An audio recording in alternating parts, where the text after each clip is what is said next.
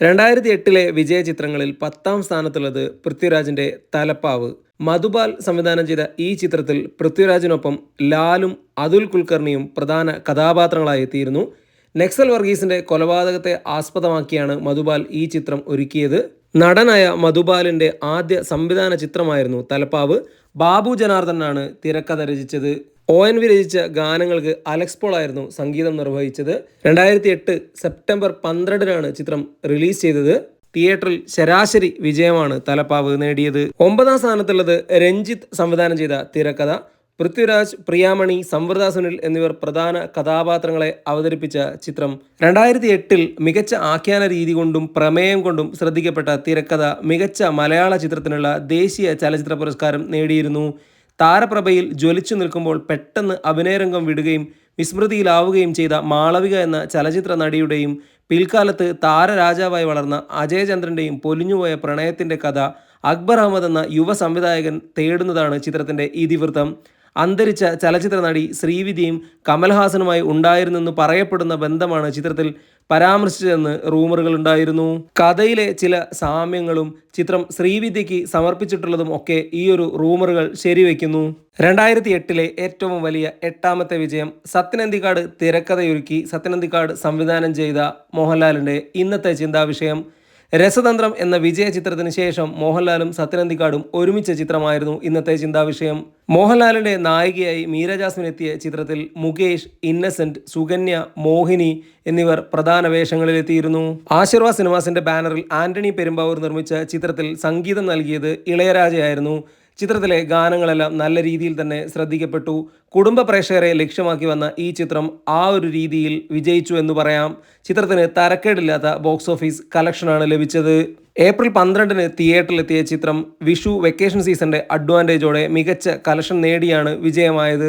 7ാം സ്ഥാനത്തുള്ളത് ദീപു കരുണാകരന്റെ സംവിധാനത്തിൽ ദിലീപ്, മനോജ് KJN, ബിജു മേനോൻ, ജഗതി ശ്രീകുമാർ, സലീം കുമാർ, രാധാവർമ്മ എന്നിവർ പ്രധാന വേഷങ്ങളിൽ അഭിനയിച്ച ട്രേസി ഗോപാലൻ. രാഹുൽ രാജാണ് ചിത്രത്തിന് സംഗീതം നിർവഹിച്ചത്. കട്ടിള ഗോപാലനായി ദിലീപ് എത്തിയ ചിത്രത്തിൽ ജഗതിയും സലീം കുമാറും മികച്ച പ്രകടനമാണ് നടത്തിയത്.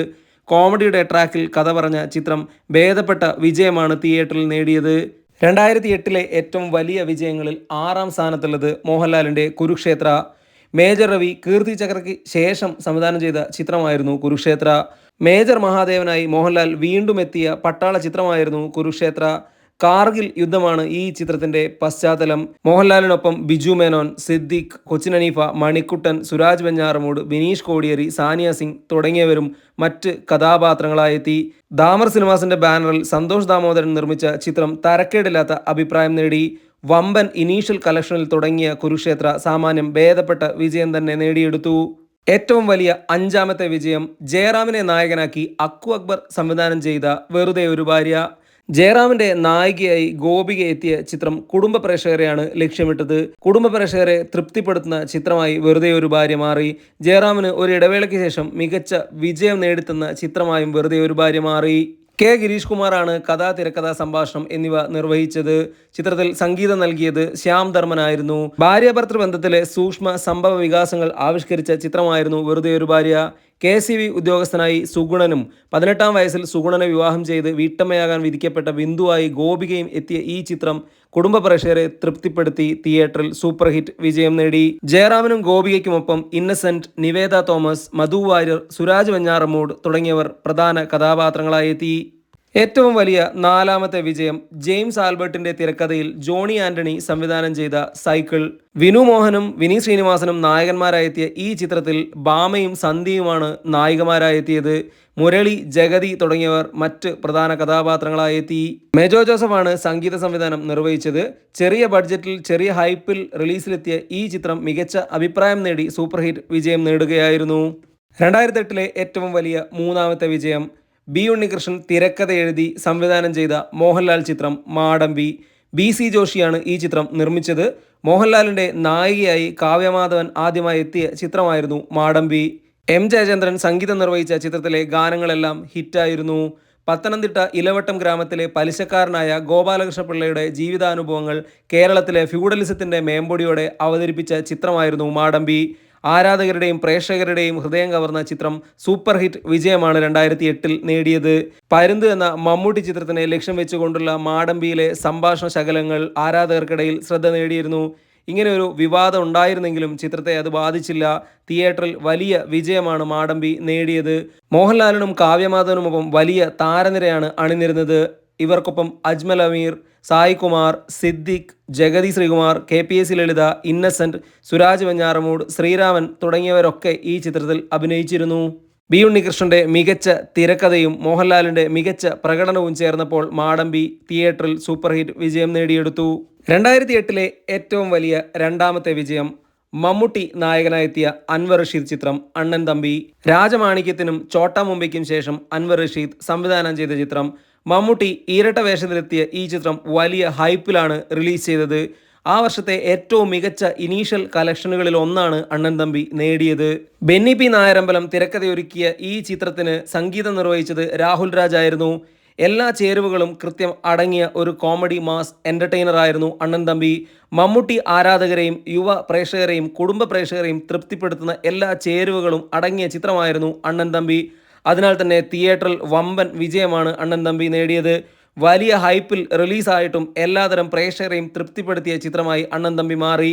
മമ്മൂട്ടിക്കൊപ്പം വമ്പൻ താരനിര അണിനിരുന്ന ചിത്രത്തിൽ നായികമാരായി 2 പേരുണ്ടായിരുന്നു. ഗോപികയും ലക്ഷ്മി റായിയും. ജനാർദ്ദനൻ, സിദ്ദിഖ്, സുരാജ് വെഞ്ഞാറമൂട്, ഹരിശ്രീ അശോകൻ, രാജൻ പി ദേവ്, ജയകുമാർ, മോഹൻ ജോസ്, സലീം കുമാർ, KPSC ലളിത, മണിയമ്പിള്ള രാജു തുടങ്ങിയവരൊക്കെ അഭിനയിച്ച ചിത്രമായിരുന്നു അണ്ണൻ തമ്പി. അൻവർ റഷീദിന്റെ കരിയറിലെ തുടർച്ചയായ 3ാമത്തെ വിജയമായിരുന്നു അണ്ണൻ തമ്പി. 2008 മലയാള സിനിമയിലെ ഏറ്റവും വലിയ വിജയം 2020. മലയാള സിനിമയിലെ പ്രമുഖ നടീനടന്മാരെ അണിനിരത്തി ജോഷി സംവിധാനം ചെയ്ത ഈ ചിത്രം നിർമ്മിച്ചത് താരസംഘടനയായ അമ്മയ്ക്ക് വേണ്ടി ദിലീപായിരുന്നു. മോഹൻലാൽ, മമ്മൂട്ടി, സുരേഷ് ഗോപി, ജയറാം, ദിലീപ് എന്നിവരായിരുന്നു പ്രധാന കഥാപാത്രങ്ങളായി എത്തിയത്. ചിത്രത്തിന് തിരക്കഥ നിർവഹിച്ചത് ഉദയകൃഷ്ണ CBK തോമസ് ആയിരുന്നു. മാസ് ആക്ഷൻ എൻ്റർടൈനർ ഗണത്തിൽപ്പെടുത്താവുന്ന ചിത്രം എല്ലാതരം പ്രേക്ഷകരെയും തൃപ്തിപ്പെടുത്തിയ ചിത്രമായിരുന്നു. വലിയ ഹൈപ്പിൽ റിലീസ് ചെയ്ത ചിത്രം ആ ഹൈപ്പിനോട് നീതി പുലർത്തിയ സിനിമയായിരുന്നു. റിലീസിന് മുൻപ് പോസ്റ്റർ വിവാദങ്ങളൊക്കെ ഉണ്ടായിരുന്നെങ്കിലും എല്ലാ നായകന്മാരും കയ്യടി നേടിയ ചിത്രമായിരുന്നു 2020. മലയാളത്തിലെ ഏറ്റവും വലിയ ആഘോഷ ചിത്രമായി തിയേറ്ററിലെത്തിയ സിനിമയായിരുന്നു 2020.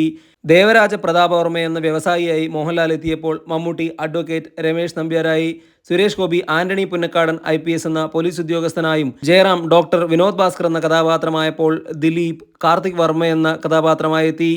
മലയാളത്തിലെ പ്രമുഖ നടീനടന്മാരെല്ലാം ഒരുമിച്ച ചിത്രത്തിൽ നായികയായി എത്തിയത് ഭാവനയായിരുന്നു. മലയാള സിനിമയിലെ സർവകാല റെക്കോർഡ് വിജയമാണ് 2020 നേടിയത്.